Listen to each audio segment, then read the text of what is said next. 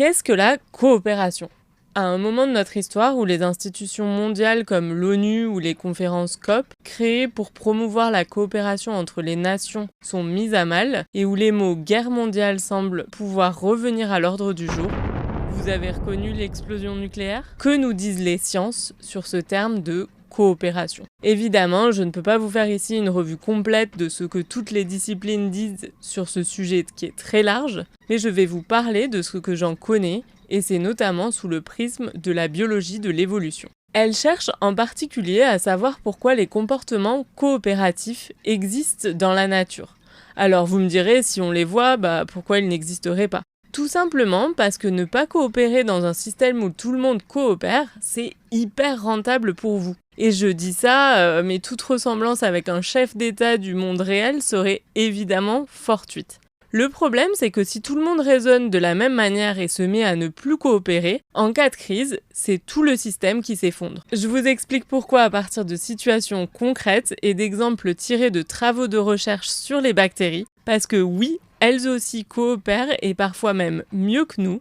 C'est la Minute Science de ce lundi matin, la dernière de la première saison du podcast. Alors restez bien à la fin parce que je vous en dis plus sur ce qui arrive pour la suite et pour la saison 2. En attendant, bonne écoute et c'est parti pour la Minute Science. La Minute Science de MC et Talsa Science. Mais qui prend toujours plus de temps parce qu'elle est Talsa Science. Alors imaginez que tout le monde autour de vous ait un comportement coopératif exemplaire. Par exemple, dans le cadre de la crise climatique, admettons que plus personne ne prenne l'avion ou n'utilise d'énergie fossile. D'un coup, les émissions de gaz à effet de serre diminuent, la planète va de mieux en mieux. Et vous, vous vous dites « Pourquoi moi, je ne prendrais pas mon jet privé pour aller partout ?» À ce stade-là, vous êtes le seul ou la seule à le faire et donc la planète va toujours bien. Parce que globalement, vos émissions de gaz à effet de serre restent négligeables si personne d'autre ne fait pareil. Mais vous, ça vous donne un sacré avantage par rapport aux autres. Vous pouvez, écrire des livres sur des pays lointains que personne n'a encore visités, qui deviennent rapidement des best-sellers. Ou développer des coopérations commerciales partout sur la planète et devenir d'un coup très riche. Ou à encore multiplier les partenaires romantiques à travers le monde et faire plein d'enfants que vous allez à nouveau éduquer en disant « vous voyez, moi, ça m'a super bien réussi de prendre l'avion, alors allez-y, faites pareil ». C'est vraiment très caricatural, mais c'est plus ou moins ce que nous dit la théorie de l'évolution. Si un trait héréditaire, généralement génétique, donne un avantage reproductif, à savoir comme ici le fait de faire plus d'enfants, très rapidement il y aura de plus en plus de gens qui présentent le même trait héréditaire et les autres vont disparaître. Ici, on s'imagine bien qu'au bout d'un petit moment, on va se retrouver avec plein de ces enfants qui émettent beaucoup de gaz à effet de serre sans compter et que ça va redevenir une problématique pour l'avenir de la planète. Et encore une fois, je le redis, toute ressemblance avec des faits réels est fortuite évidemment.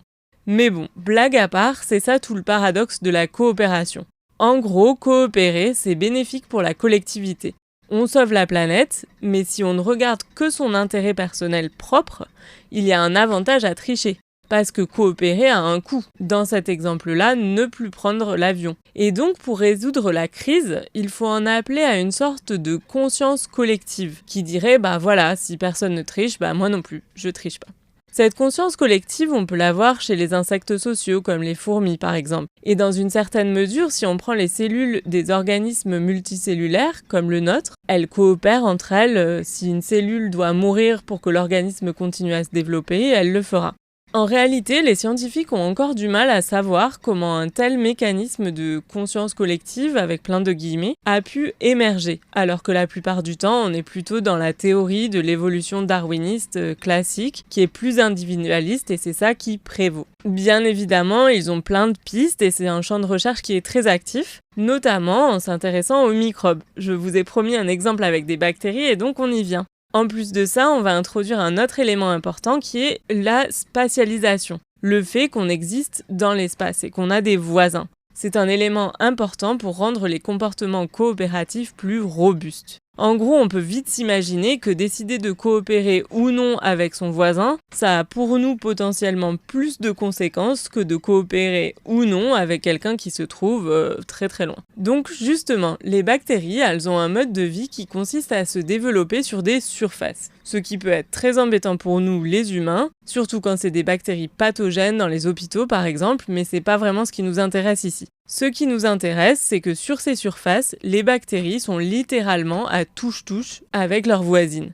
Les bactéries, elles se multiplient très vite comparées à nous. Dans des bonnes conditions, elles se divisent en moins d'1 heure. Et donc le nombre de bactéries peut être multiplié par 2 très rapidement. Mais pour ça, il faut qu'elles aient accès à de la nourriture, et en particulier à du fer. Le fer, c'est un élément chimique qui est assez limitant pour beaucoup d'organismes, dont le nôtre, et c'est aussi quelque chose qui est coûteux, difficile à obtenir à partir de l'environnement pour diverses raisons. Et une des stratégies qu'ont les bactéries pour en obtenir, c'est de produire une molécule, de la relâcher dans l'environnement, et le seul rôle de cette molécule, ça va être de s'accrocher à du fer dès qu'elle en trouve, de manière à ce que la bactérie puisse ensuite récupérer cette molécule avec le fer dessus et le manger pour se développer, en caricaturant un peu. Le problème, c'est qu'une fois que cette molécule est dans l'environnement, n'importe quelle bactérie peut la récupérer, et pas forcément celle qui l'a produite à la base. Ça devient ce qu'on appelle un bien commun. Comme par exemple, quand vous faites des efforts pour limiter vos émissions de gaz à effet de serre, ça vous demande des efforts juste à vous, mais les bénéfices sont pour toute la planète. Ici, c'est pareil. On s'imagine que si tout le monde joue le jeu, chaque bactérie récupère du fer proportionnellement à ce qu'elle a produit, en gros, et tout le monde est content. Mais, même idée que précédemment, il peut y avoir des bactéries qui trichent, elles arrêtent de produire la molécule bien commun, mais elles se récupèrent quand même du fer à partir de ce qu'ont produit les voisines. Pratique. Mais on peut facilement en revenir au paradoxe. Dans ce cas-là, c'est très simple, les bactéries qui produisent la molécule se multiplient moins vite que celles qui ne le font pas, parce qu'elles paient un coût métabolique, elles doivent allouer des ressources à faire cette molécule, pendant que les autres, elles mettent toute leur énergie à se reproduire. Alors en imaginant que le choix de tricher est héréditaire, les bactéries tricheuses qui ne produisent pas devraient au final se retrouver de plus en plus nombreuses en proportion, jusqu'au moment où personne n'a assez de fer et tout le monde meurt. Dans les faits, ce que les chercheurs voient, c'est pas ça.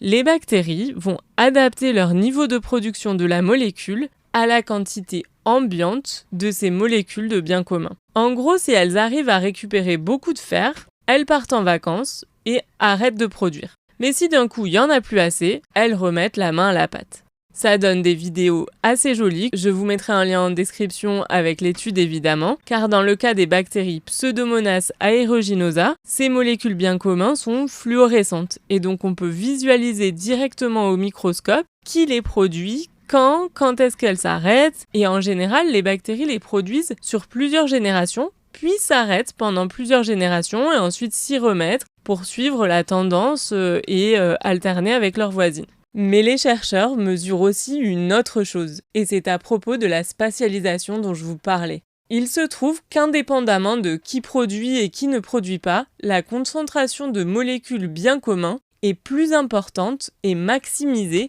au milieu, au centre de cet amas de bactéries. Parce qu'en gros, le fait d'être serrées les unes contre les autres, les molécules bien communs se retrouvent en quelque sorte piégées à proximité de la bactérie qui les a produites. Donc, en plus d'adapter leur niveau de production pour faire en sorte que ça colle avec celui des voisines, le bien commun n'est commun en fait qu'à un petit voisinage. Et si on y réfléchit, ça va plus loin que ça. Quand on est une bactérie sur une surface, nos voisines, c'est en fait nos sœurs, notre descendance issue de la division cellulaire. Et donc, de tous les individus qui composent cette communauté de bactéries, ce sont eux qui sont le plus proches de nous, génétiquement. Et c'est là qu'on reboucle avec la théorie de l'évolution et la sélection naturelle. Elle n'est plus entièrement individuelle cette fois-ci, mais ça s'appelle la sélection de parentèle. On coopère plus facilement à l'échelle locale avec nos voisins parce qu'on est parents avec eux. Ce sont les personnes avec qui on partage le plus. Dans le cas de la biologie, c'est plus de matériel génétique en commun. Et donc, même si c'est eux qui survivent et pas nous, nos caractéristiques seront quand même transmises aux générations suivantes. Et c'est ça qui importait dans la théorie de notre cher Darwin. Pour un petit peu de contexte perso, c'est le projet de recherche sur lequel travaillait l'équipe de mon directeur de thèse avant que je ne rejoigne son labo. Et d'ailleurs, c'est plus ou moins le sujet qui m'a donné envie d'y faire ma thèse, sur ces mêmes bactéries et sur la manière dont elles s'organisaient sur les surfaces dont je vous parlais. Ce qui m'avait séduit à l'époque, c'est que tous ces comportements coopératifs et les meilleures stratégies à adopter, ça peut être modélisé et étudié à partir d'une discipline qui s'appelle la théorie des jeux. L'exemple le plus connu dont vous avez peut-être entendu parler, c'est le dilemme du prisonnier. Si c'est pas le cas, que vous ne connaissez pas, je vous laisse chercher par vous-même, il y a beaucoup de gens qui l'ont vulgarisé avant moi. Donc voilà pour la petite histoire. Après, pour ce qui est du sens profond de la coopération et la manière dont on peut appliquer tout ça pour éventuellement mieux s'y retrouver dans la géopolitique mondiale actuelle, je pense que c'est assez complexe et délicat, donc je ne vais pas m'y aventurer. Mais je me dis que ça peut potentiellement ouvrir quelques pistes de réflexion sur la manière de réfléchir à tout ça. N'hésitez pas à me dire si vous avez eu des épiphanies en commentaire ou ce que vous pensez de ce sujet et de tout ça.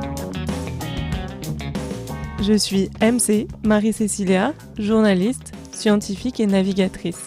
Merci d'avoir suivi mon podcast et à bientôt j'espère. Tire-bouchon production.